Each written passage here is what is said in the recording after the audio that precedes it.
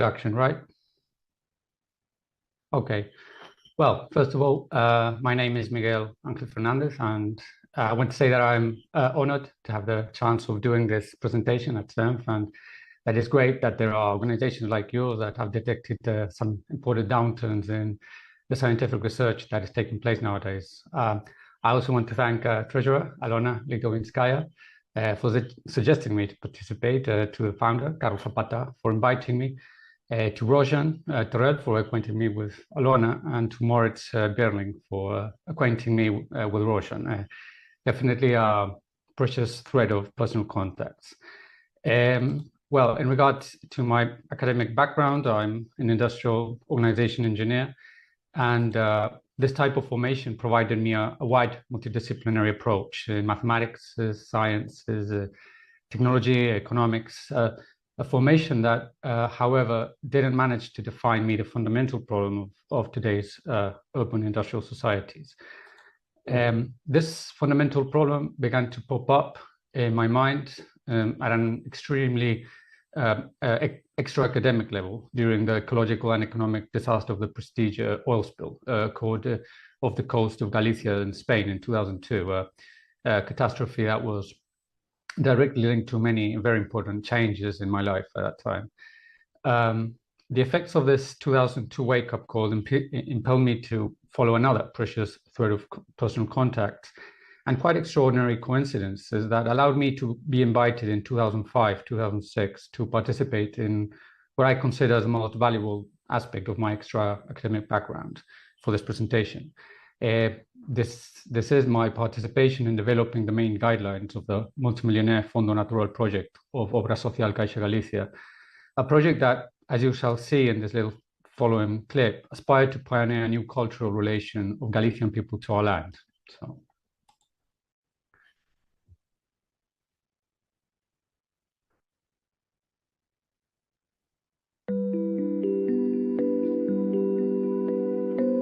Desde el principio, la humanidad soñó su futuro. Hemos soñado nuestra evolución, nuestro desarrollo, nuestro progreso, y hemos hecho realidad muchos de esos sueños.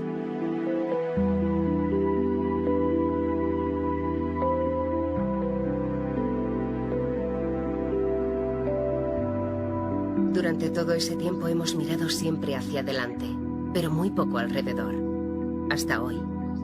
Hoy sabemos que el cuidado de nuestro entorno debe ser parte del futuro. Hoy soñamos con un mundo sostenible, en armonía con la naturaleza. Una naturaleza para disfrutar a fondo, en todos los sentidos, con todos los sentidos.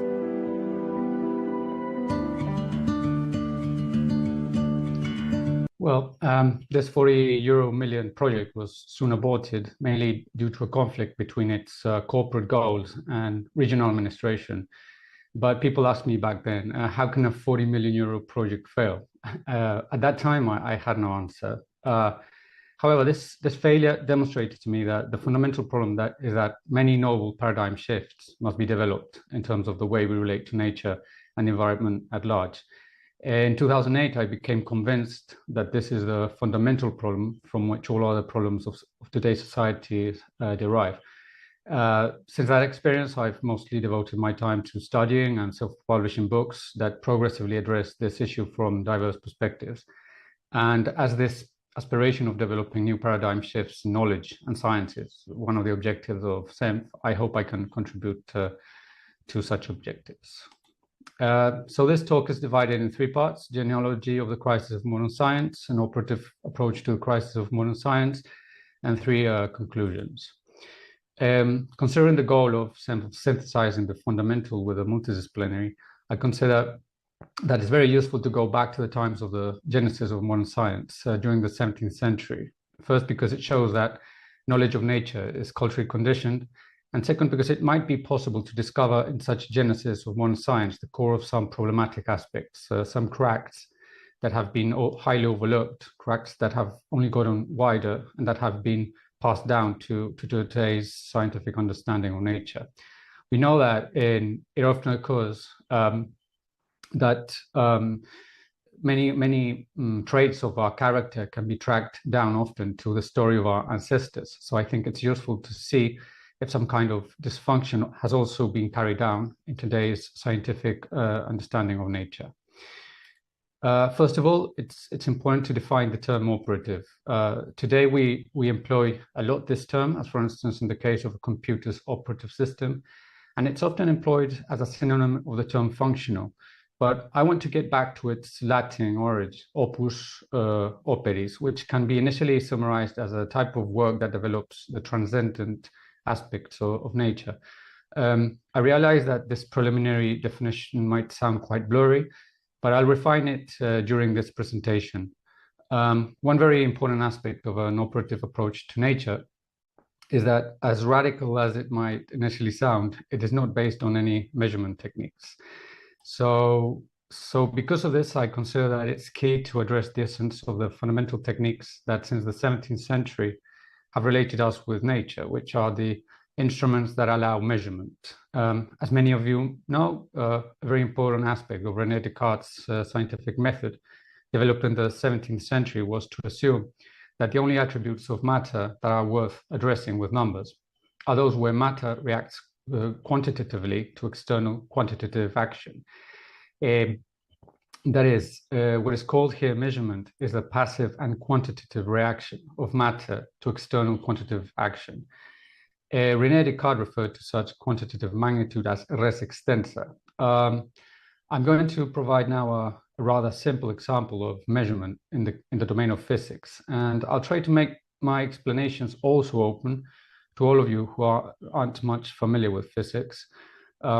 Theoretical physics was characterized during centuries by an exactitude and capability for prediction that served as an exemplary case for many other fields of science.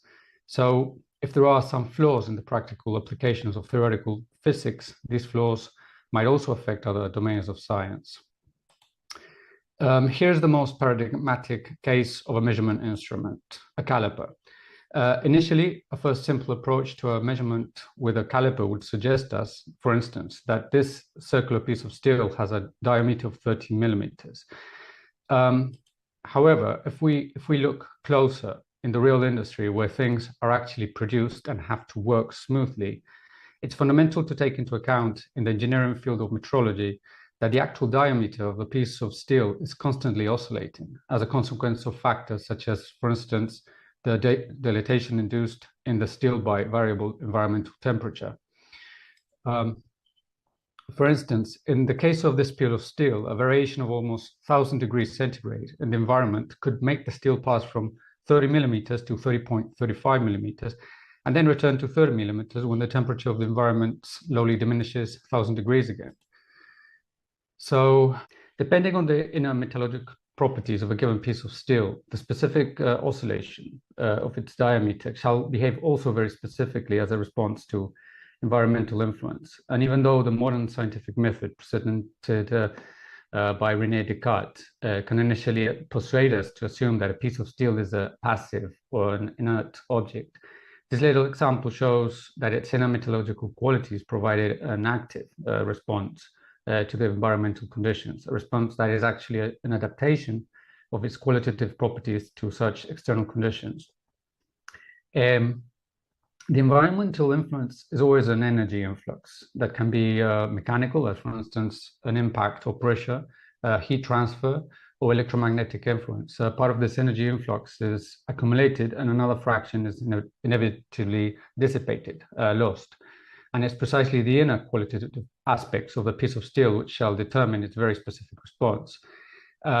As our piece of steel is open to the environment, its subtle size, dimension, size, changes and expresses a phenomenon of non-locality. This is that the object's reactions are like a voice of dynamics happening well beyond the object's boundaries. Therefore, concrete engineering practice shows that the piece of steel isn't a passive object and that it actively resonates with environmental influence. This response might suggest to the imagination of some people that the piece of steel actually sings. So let's call, from now on, such oscillatory behavior of matter as singing. I used to say that Well, when you address, right now I have a little gremlin in my computer right now. I used to say that when you address the qualitative aspects of any object, you give it the chance to breathe, to expose its spirit, its taste, and its true colors. And I have often imagined these subtle qualitative aspects as elves, demons, smurfs, and even gremlins. Right now, I have a gremlin in my computer. Yeah, right now.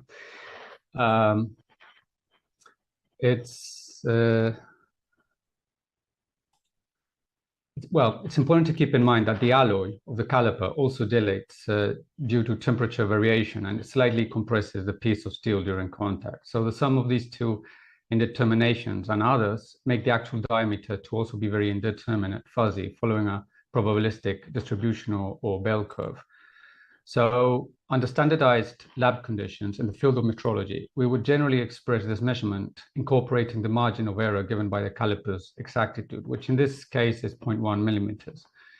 This is just a first approach because depending on the quality of the caliper and the conditions of measurement, the probabilistic curve associated to the measurement can be thicker or thinner. This issue of measurement can get quite more hassling, but my point here is to present to you the fundamental practical challenges that simple measurements present us with. So what we can easily realize here is that the notion of res extensa that René Descartes considered as the only one that matters becomes quite blurry in practical terms, because when building things, it's necessary to adopt a probabilistic approach to measurement. We can accept Descartes' notion in theoretical physics, but the margins of uncertainty that emerge in actual measurement have to necessarily be taken into account whenever we face an apparently simple problem like the following. This is the common problem of adjustment or fitting between two objects that establish a physical contact. And in order to properly dimension such fitting and make it more or less tight, we have to necessarily take into account the margin of uncertainty in measurement I formerly expressed. And here Descartes' notion of res extensa has very little or none practical value. Now, talking about bell curves, let me introduce you a concept that is very important in operative arts, self-resonance. In physics and engineering, the concept of resonance is widely used today, and well, and most of you are familiar with it. Yet the concept of self-resonance is extremely rare in these fields. I'll give you an easy example of self-resonant objects. For instance, musical instruments are self-resonant because the mechanical energy influx applied by the musician allows the colorful qualitative properties of the entire instrument to become active, to affirm their vibrational particularities, and to dissipate such energy in the form of sound waves. Ecosystems characterized by high diversity of species are also self-resonant because the energy influxes dissipated from the sun, wind, or telluric activity require the qualitative aspects of each species to participate altogether in harnessing such energy influxes for life at large, to thrive and to evolve. So this little example allows me to provide you a preliminary definition that I think is quite instructive. It's a concept quite intuitive for artists trained in the operative arts, but still challenging to put into words and language. In any case, I'll share with you my best shot. An architecture or organization is self-resonant when its form permits its inner qualitative properties to participate in the dissipation or harnessing of the energy influxes received by such architecture or organization. And as I formerly pointed out, energy influxes can be mechanical, thermal, or electromagnetic.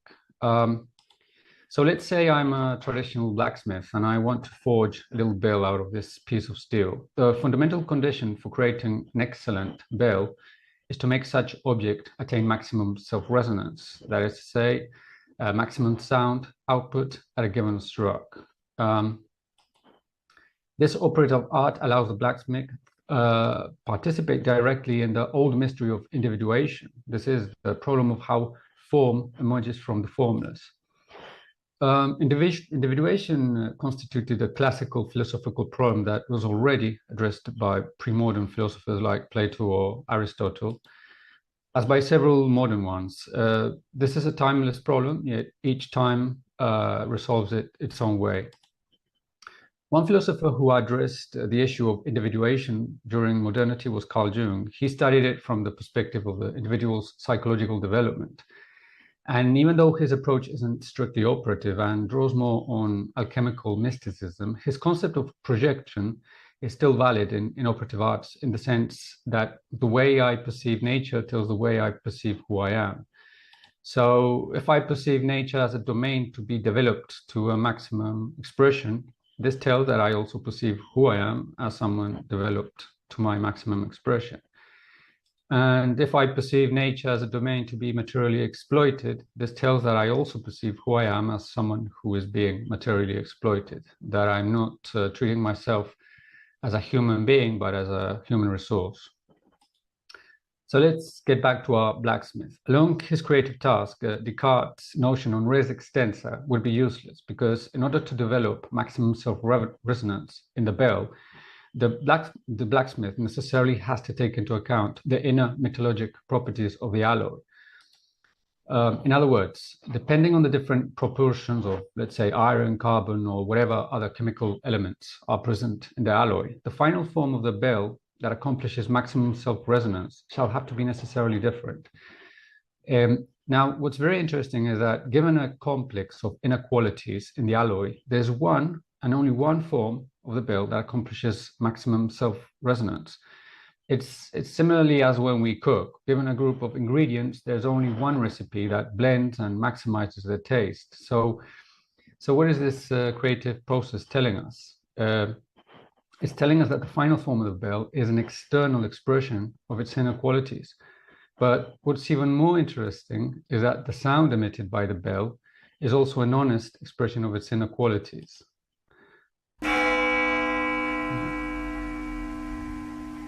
So whenever we listen to the sound of a bell that has attained maximum self-resonance, whenever it dissipates through the air all its countless frequencies and harmonics, it's precisely the inner qualitative properties of the bell that are communicating to us. It's its crystalline structure that is talking to us. It's its deepest molecular organizations. It's all the little elves I referred to formerly. So we can dare to say that the sound emitted by the bell is the spirit of matter communicating to us. There you are. Now, there are several apps that allow you to convert sound into an image and vice versa. And in this case, you can get the image of the bell sound as something like this picture over here. This image derives from the inner qualitative properties of the alloy that our blacksmith developed towards maximum self-resonance. As all and every part of the bell participated in the generation of its sound, also in this image, its whole is determined by each part, and each part is determined by the whole. Therefore, this image is far from corresponding to any Cartesian structure. All this information is what Descartes discarded from matter. However, many centuries before Descartes, Aristotle did address these inner qualitative properties and referred to them as substance, which derives from Latin substare, which literally means that which remains beneath. In the alchemical tradition, this Aristotelian concept of substance is equivalent to that of materia prima, which not to be confused with the notion of raw material employed today in industrial manufacturing process. This substance, again, of matter is precisely what René Descartes discarded in the scientific method he proposed. So we have decomposed our actual self-resonant bell into two parts. On the left, I expressed the external quantitative properties of the bell, and on the left, I expressed its inner qualitative properties. So we can assert that all self-resonant object system organization has associated to it a duality quantity-quality. There's no way you can deduce the quantitative values of the left from qualitative values of the right, or vice versa. They belong to separate dimensions. So we are facing a predicament that resembles very much the uncertainty principle stated in 1927 by Nobel laureate Werner Heisenberg, when the atomic domain particles are also dual, having both a mass and wave pattern associated to them. And the more you determine a particle's momentum, the less you can determine its associated waveform and vice versa. Yet without getting into the atomic realm, I've just exposed to you how it's possible to decompose a self-resonant object like a bell into its fundamental duality. Yet quite another question is if it's possible to scientifically infer the actual bell from such a decomposition. This is a great challenge for you, great physicists and mathematicians out there. Yet I'll just anticipate now that in an operative art, the craftsman participates in such type of novel creation without necessarily any associated knowledge on science or mathematics. What I've just explained shows that the notion of measurement presented by René Descartes in the 16th, 17th century is extremely ideal, abstract, not concrete. And that even though in theory we can discard the inner qualitative properties of matter, let's say discard its singing, in practice, such qualitative properties are extremely decisive when engines have to work smoothly, when a musical instrument attains maximum self-resonance, or when mechanical power is concentrated by recycling the maximum amount of energy dissipation, as occurs in a Formula One. For example, you can easily tell about the real quality of a car's engine by how it roars. It was always this singing and roaring was precisely discarded by René Descartes' scientific method during the 17th century. And this discarding of this qualitative singing of matter allowed modern science to address objects with a very high degree of objectivity, but only when objects are already produced. One of the images I think is most appealing to expose these subtle colors of matter that were discarded by René Descartes' understanding of measurement are the colorful iridescence that emerges in soap bubbles.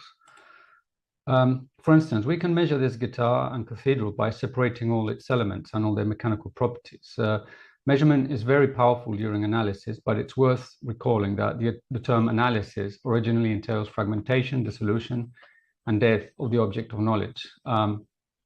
Analysis requires freezing things in order to study them. Quite another thing is the capacity of modern science to address the synthesis of qualitatively new forms, as for instance, to predict an invention, a novel architectural development, or the evolution of an ecosystem.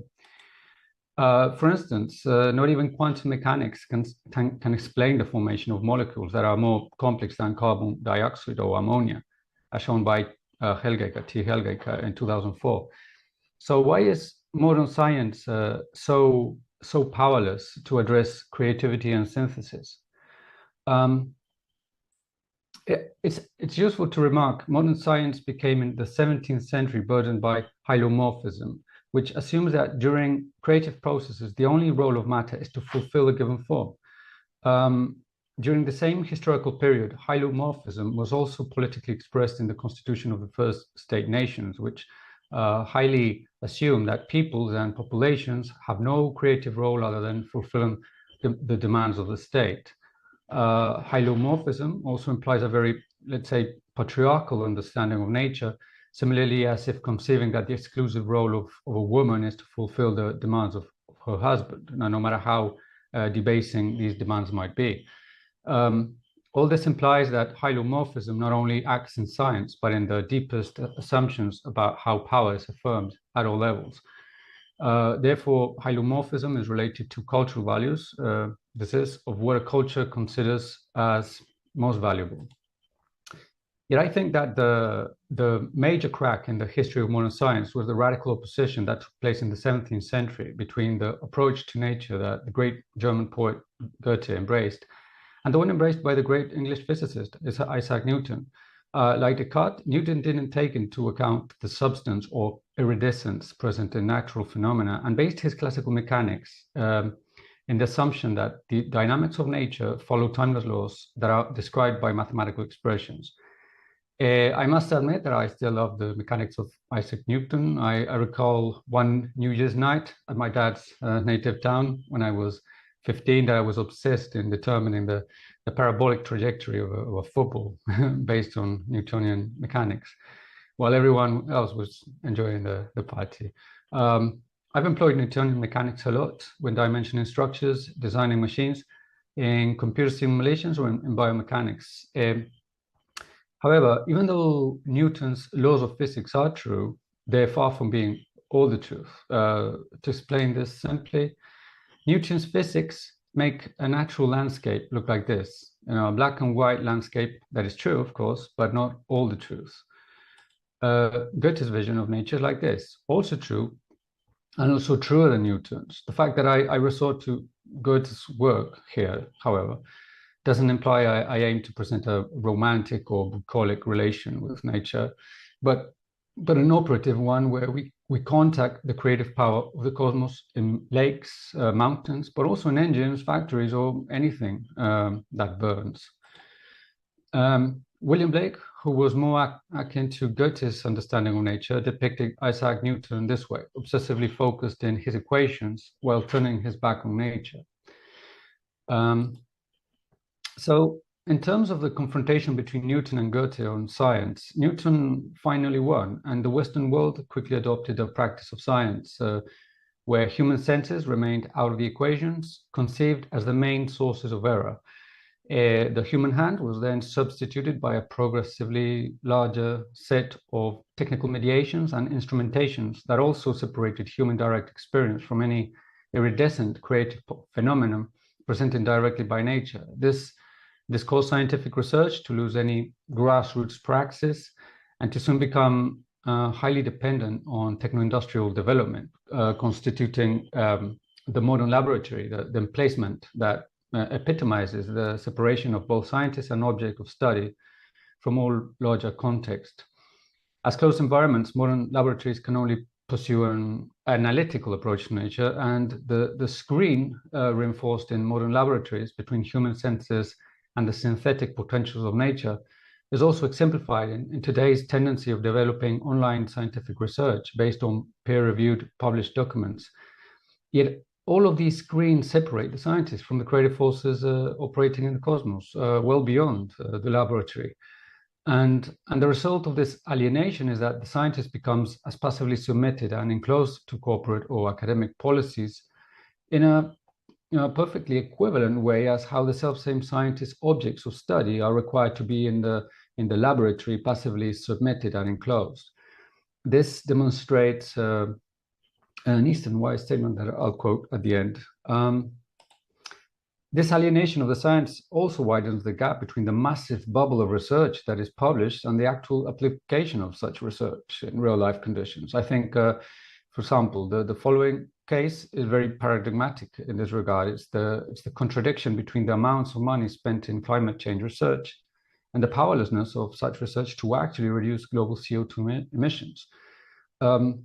In order to briefly explain this contradiction in relation to the contents of this presentation, I would say it derives as well from a very wrong misconception that is also rooted in Newton's victory upon Goethe's idea of nature, which is to believe that technology is applied science. I'll explain in a while why this isn't true, but by now let's just keep in mind a very important historical fact, which is that James Watt's invention of the steam engine in 1776 wasn't an application of Newton's physics. Watt didn't even rely on thermodynamics to build the engine, because this branch of physics was developed decades later as a consequence of the invention of Watt's engine. The engine was actually built upon a sequence of dispersed inventions developed by these men. And who knows, maybe there are developments taking place in today's industry that shall take also decades to be disclosed in scientific publications. So I think that it's a positive thing to be very skeptic about the value of this enclosed and monitoring type notion of scientific research that is disconnected from the actual developments taking place in a much larger cosmos. This can allow our minds to become open to the creative and imaginative potentials of human senses in terms of their relation with natural phenomena. I'm going to show you now a rather simple example of what I'm saying. Here we have a girl playing the classical hula hoop.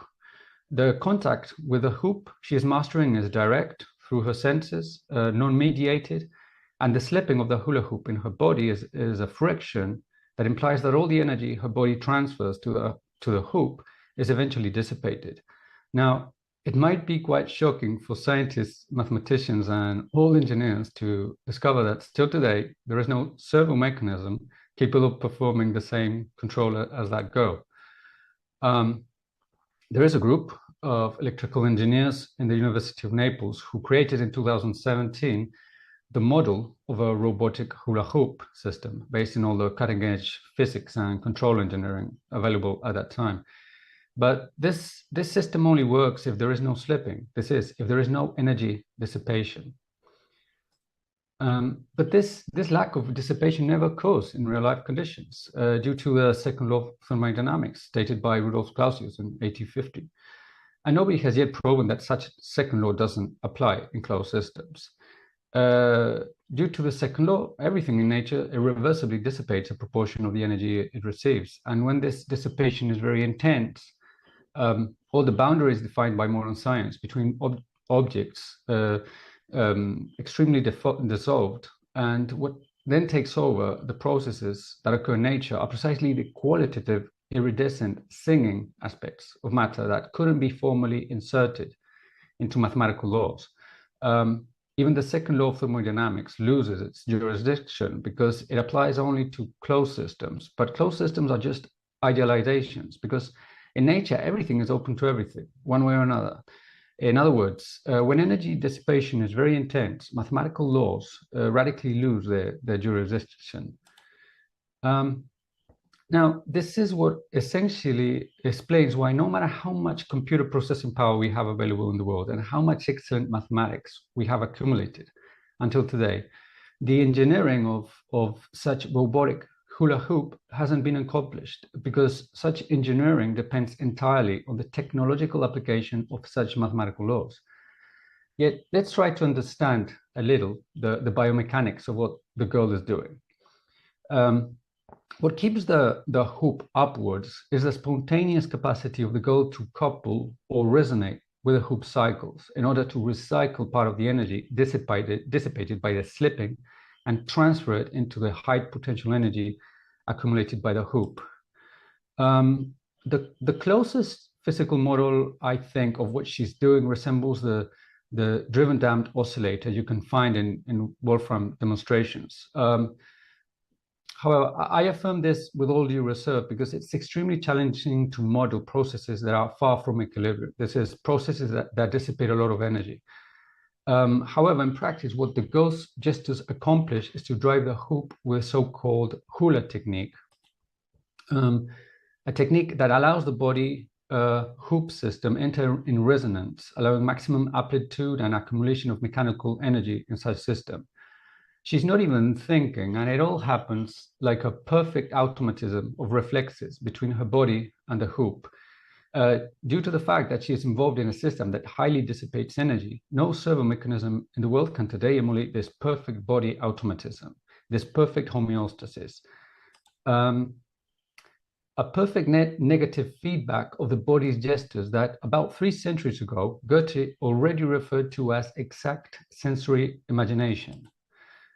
In this regard, I recommend you consult the remarkable experiment developed by Benjamin Leavitt, an experiment that shows that our body has real-time reactions to external stimuli that act extremely quicker than the capacity of our conscious mind to process such stimuli.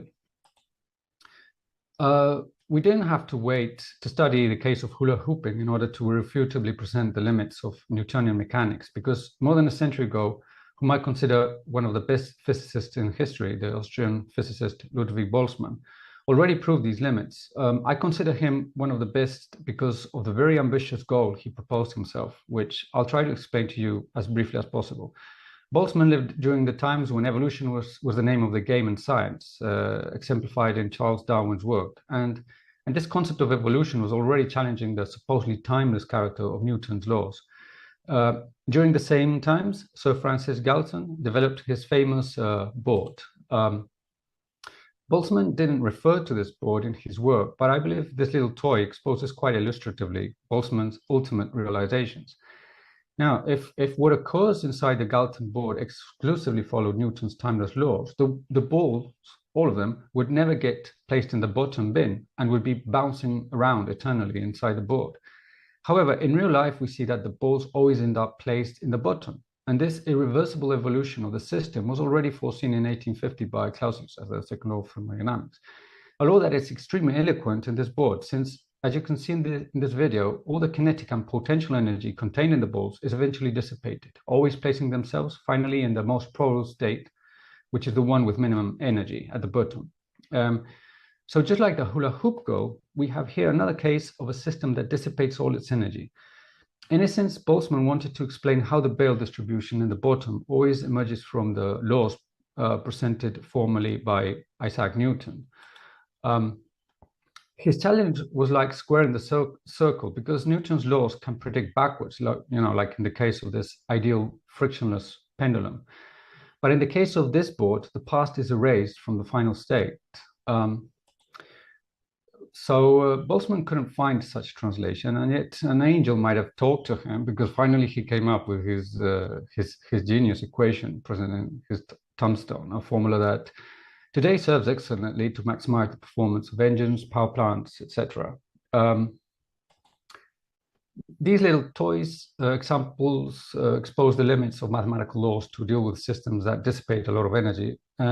However, awareness of these limits is nothing new, and already in 1986, Sir James Lighthill, in a lecture to the Royal Society, bravely pointed out the indisputable defeat of Newton's mechanics and apologizes for having misled the general educated public. During the last century, there were some very rare cases of men who were poorly satisfied by the idea that nature follows timeless mathematical laws. But in general, Western science kept on putting all its faith on mathematical laws at the expense of empowering the potentials of human senses. So what do we do now? What do we do after this dead end? I propose recovering the operative understanding of nature that's very, very close to Goethe's vision. But before this, it's important to remark that this little example of the hula hoop serves to present a distinction I consider as very important, especially in terms of developing such operative approach to nature.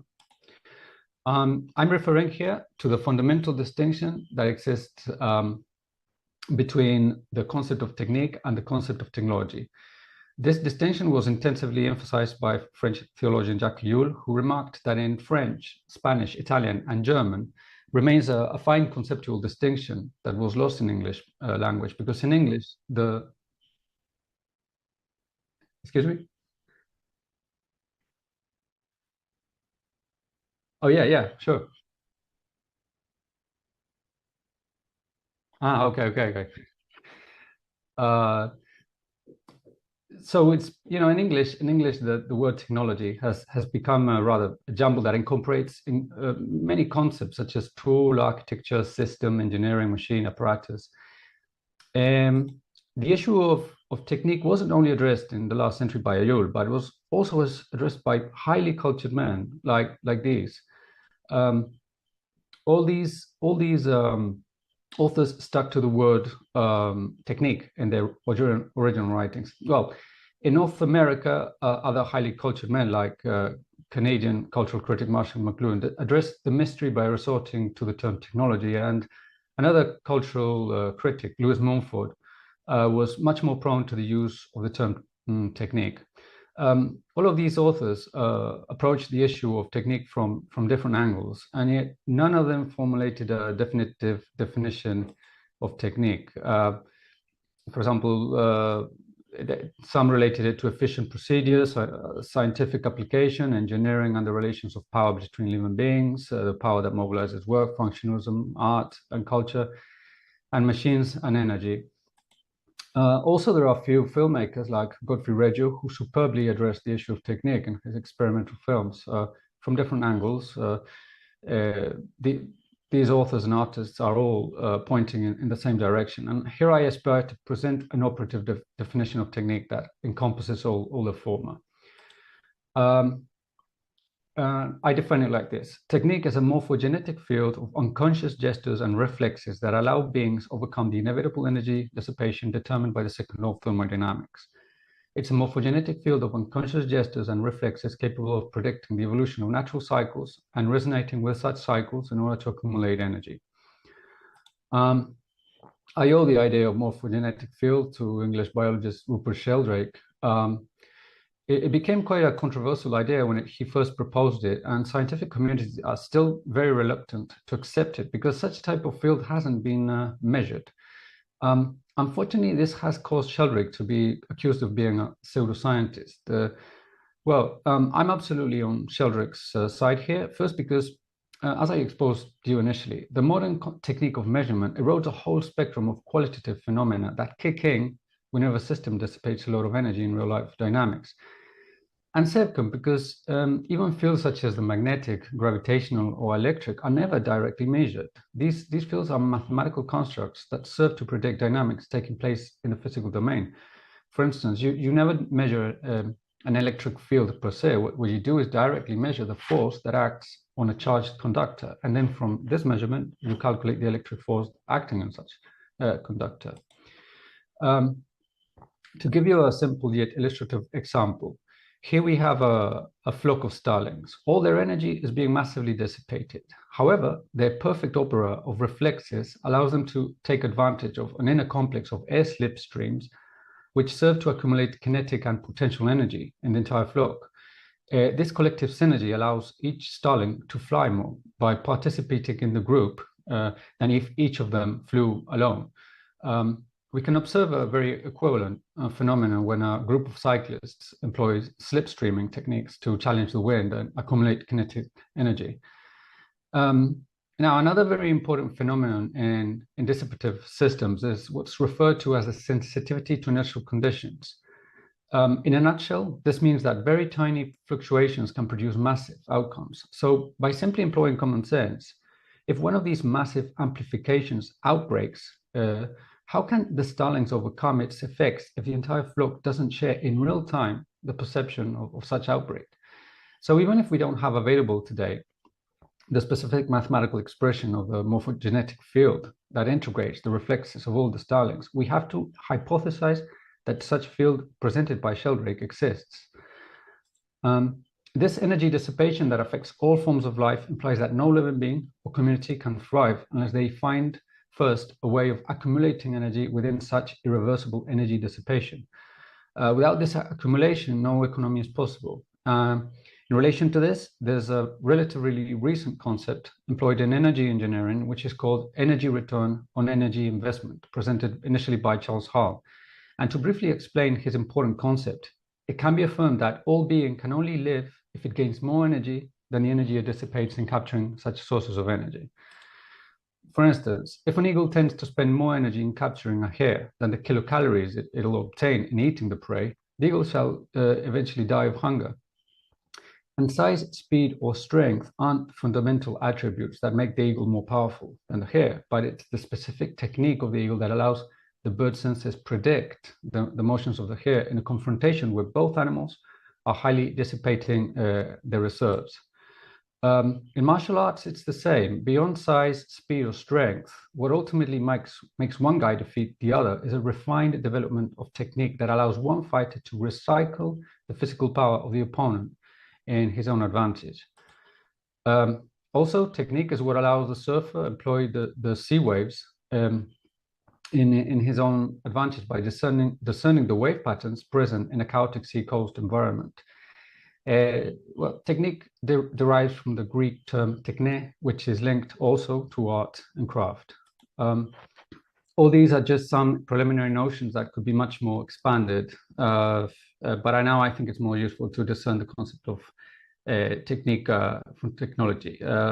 Etymologically, technology means rational scientific discourse, logos on techne.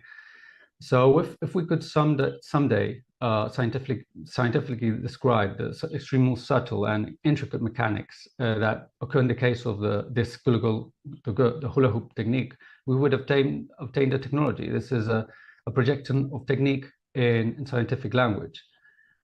However, if we had a time machine and had the chance of meeting Leonardo da Vinci around the Middle Ages, no matter how well the Italian genius understood all the technological blueprints we gave him, he would not be able to engineer the ceremony mechanism because at the time the craftsman didn't have the techniques required to produce all transistors, diodes, condensers, and all the other set of dispositives required to build a hula hoop robot. This explains why it's wrong to assume that technology is applied science. First, because this expression is etymologically incoherent, and second, because our capacity to materialize any scientific discourse on technique, as for instance, in this case, a hula hoop robot, depends ultimately on our capacity to build things. So it seems that our actual capacity to build things is quite primordial, not only in order to apply scientific knowledge, but also in order to produce such scientific knowledge in the first place. So let's suppose we still have a time machine and that we travel to pre-modern times when the operative understanding of nature and presented you still prevailed. Here you can see Obradoiro Square in the center of Santiago de Compostela, Spain, just in front of the cathedral. The term Obradoiro is related to the term obra, also linked to opus, and the Obradoiro is essentially the emplacement or workshop where the craftsmen and architects built the cathedral in Santiago.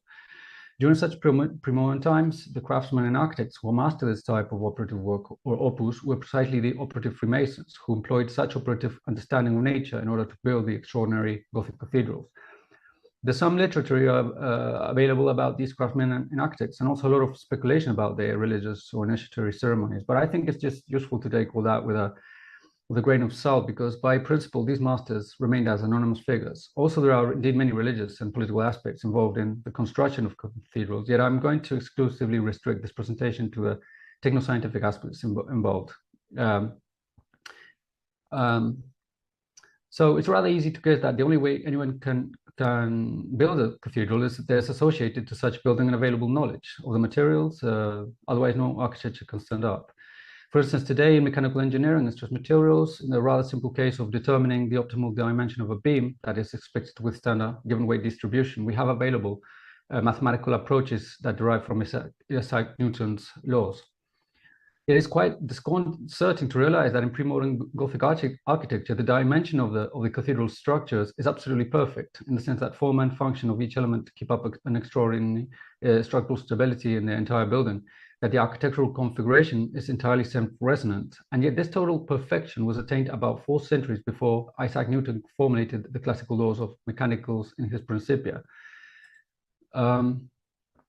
In this type of context, there's an extremely common symbol associated to the pre-modern works of the Operative Freemasons, the symbol of the chisel hammer, and I believe it's very useful to employ.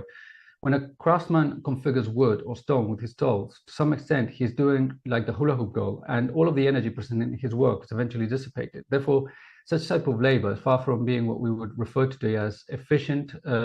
And as I formerly pointed out, systems ecologist Charles Hull's fundamental principle that a living being, community, or society can only economically thrive if it gains more energy from the environment that the energy it dissipates. So based on this principle, if all the operative craftsmen spend all their energy in building a cathedral, isn't this energetic waste risking the apparition of inflationary rises in the price of basic goods for the entire community? For instance, if we very roughly calculated the minimum amount of energy required during 3 decades to build a cathedral like the one in Santiago, wouldn't it be more practical and efficient to spend these 485 gigajoules of labor in agriculture and farming in order to increase the production of food for the entire population? And yet many pre-modern accounts show that the periods of cathedral building correspond with periods of very flourishing economic conditions. So something isn't matching here, because many modern economic models consider that dissipation of energy resources are anti-economic. Along the years, one of the main barriers that I've noticed that impedes people access the mystery of taking place here is that the fields of art and architecture have also been highly influenced by the holomorphic understanding of form matter I formerly talked about. In other words, in this case, such understanding would suggest us that this mason is performing what is referred to as applied arts. This is that the mason is working on matter in order to reproduce a predefined style. However, another very important aspect of what is going on here is that the pre-modern operative mason is also initiate. Now, I want to be very careful with, by the way, how's the time going?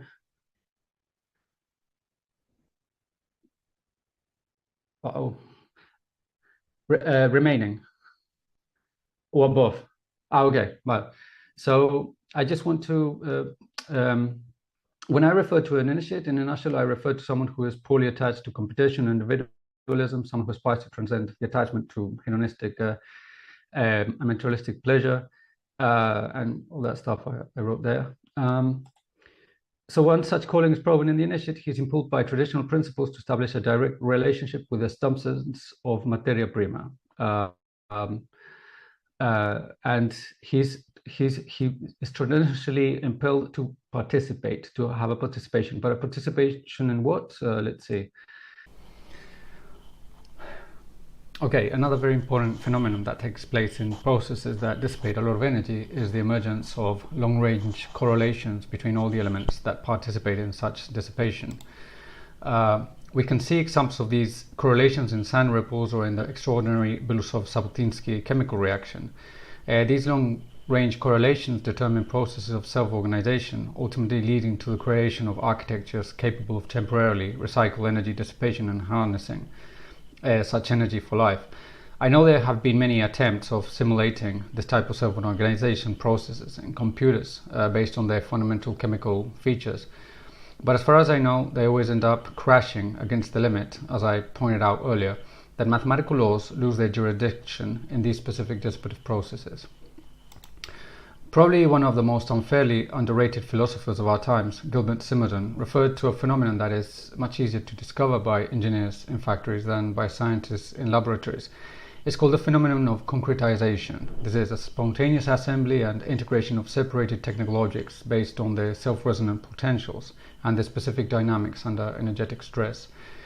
This definition is mine by integrating Simondon's fundamental interpretations. It's a dynamics where inventions and innovations emerge, yet their architectural assembly can't be scientifically predicted in advance, similarly as how it was extremely challenging to retrospectively understand the invention of the radio by the reductionist study of transistors, diodes, condensers, etc. that preceded it. I add to Simondon's genius perception the notion that whenever a mason, engineer or inventor establishes a direct contact with processes that dissipate a lot of energy, it's precisely then when technique, as a morphogenetic field I formally described, pops up and invisibly pulls human gesture to accumulate the dissipation of energy into kinetic energy, high potential energy or material forms. Precisely Simondon provided us a first preliminary definition of this morphogenetic process when he wrote that a machine is a human gesture that is deposited, fixed and converted. And if it was possible to emulate the spontaneous gestures of the hula hoop goal with a machine, then it would be another good example of Simondon's idea. And not only machines, but also architectures that are built upon operative foundations accumulate the energy that is apparently wasted, apparently dissipated. Goethe once wrote that architecture is frozen music. And based on its etymological roots, architecture can be translated into English as integration of building techniques. As I formally pointed out, technique essentially serves to harness energy for life amid the inevitable energy dissipation that affects all modes of life. It awakens a morphogenetic field that assembles all gestures that are in the same wavelength, so to speak. And the result is the centripetal integration of such energetic dissipation into self-resonant architectures. I consider that Chladni plates provide quite a good intuitive idea of what I'm talking about. Here emerges a process where self-resonance allows the plate absorb the energy that is dissipated as sound waves by the tone generator. And as manipulators of the tone generator, our specific technique is quite like that of the hula hoop girl, in the sense that we have to tune the generator with a set of resonant frequencies that are implicit in the plate's qualitative and quantitative attributes. Though we are not operating at an atomic level, some aspects of quantum mechanics do apply here, in the sense that the set of resonant frequencies applied to the plate are also associated to a set of quantized levels of energy dissipation. This looks like a nice apartment to live in, right? Well, it's actually the interior of a guitar, and both musical instruments and traditional architectures are paradigmatic examples of self-resonant forms that are authentic, true to themselves. And here I'll show you what's, in my opinion, one of the most illustrative cases of self-organization in a system that dissipates a lot of energy. It's the spontaneous growth of a snowflake. I produced this video in 2018 by resorting to the microscopic footage courtesy of Ken Liebrecht from Caltech. I managed to also incorporate the music from the excellent Dutch artist Hyperborea that matches perfectly such morphogenesis. These self-organization processes both affect the macrocosmos as the microcosmos, well beyond our control, and because of several factors I formally pointed out, there is no way that modern technology can control or predict their creative outcome. It's no wonder that the Disney character Frozen had magical powers, because if anyone can manage to understand exactly what's happening, this icy microscopic phenomenon, they might unravel all the mysteries of the entire universe. As Basil of Neocaesarea wrote in the Hexameron, a single blade of grass is enough to occupy your mind as you contemplate the skill that produced it and lectures on nature as the handiwork of God. Post laborem scientia. This is a Latin expression that can be translated as science derived from labor. This is an idea very prevalent in operative approaches to nature, but we must take it into account that in this context, the concept of science refers to a type of knowledge that is objective, but doesn't, however, diminish the key role of the subject. This is the role of the artist and technique. In other words, in this context, the quality of both techniques and science are directly dependent on how the artist overcomes the fundamental problems life presents him or her with, well beyond the agendas of academia, institutions, or laboratories. As Islamic theologian Sayyid Hossein Nasr wisely pointed out, knowledge of nature is inextricably bound to moral and spiritual laws, and the purity of the seeker after this knowledge. When this type of process emerges, the artist then penetrates into mysterious realms that grant a self-knowledge that is no longer restricted by the very particular standards of human societies, but a realm where the development of techniques become the only mirror where one can perceive reflected the development of one's soul. This explains why operative artists remain anonymous and didn't enter history books. They rather opted to penetrate a creative process in which personal growth and unconditional art go hand in hand. And this is essentially the technical meaning of opus or operative labor. Conclusion. I don't wish to conclude anything in this section, because I think that what I've presented here until now can rather constitute some initial departing points, some food for thought for developing new challenges. If there's anything my extra academic endeavors allowed me to actually conclude was, as I initially pointed out, that the fundamental problem of our times is the dysfunctional way we relate to nature and to environment at large. And we can all easily verify in history books how the transformation of nature into a polluted wasteland occurred in parallel to the development of modern science.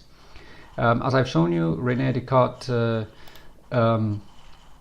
inaugurated such development by believing that the scientific method would allow humanity become, as he writes there, the masters and possessors of nature. But have we actually become masters and possessors of nature? We still often listen to affirmations such as men have dominated nature through machines and technology. Is this true? I really don't know if the people who claim this actually believe it or just want to believe it. Well, based on what I've shown you in this presentation, there's a very important domain of nature, its transcendence, which I've tried to depict didactically in this little graph, a very subtle domain that remains well beyond the range of operation provided by the measurement techniques that are implicit in the instruments that relate us today with nature. This domain has a decisive influence in the creative process of self-resonance and self-organization at a macroscopic and microscopic level. It's where the morphogenetic fields kick in, allowing techniques to harness the energy dissipated by nature. Indigenous peoples are well aware that once your body senses lose direct contact with this transcendent domain of nature, which I've just pointed out, that you lose contact with the memory of your ancestors, you lose contact with your capacity to predict events, and you lose capacity to evolve your personality beyond your ego, as you no longer have the chance to make use of such transcendental domain of nature as a fundamental mirror of your true being, as a reflection of your true colors. I'm neither a Marxist nor a communist, and I'm not into ideological or political labeling, but Karl Marx was going into a powerful direction when aspiring to discover the roots of human alienation. Marx intuited that the industrialization of nature correlated to the industrialization of the human condition, yet he was unable to explain such correlation because he was intellectually attached to historical materialism. If we treat nature as a material resource for exploitation, we inevitably become a human resource for exploitation too. I believe it was from Chuang-Tzu, but I'm not sure, when he stated, the way you treat things is equivalent to the way the cosmos treats you. Well, you can all easily verify this with your pets. So all I'm aspiring here is to convey that we not only return to a common sense, but also to our senses. Goethe wrote, "Trust to what the senses show, there's nothing false in what they know." This is my website with my books, and if you order from there, you can get up to a 50% discount in relation to Amazon's pricing. It was a pleasure to participate here, in spite of all the technical problems with my computer, with all the gremlins inside, and I hope you enjoy and learn here at SEMF. Bye.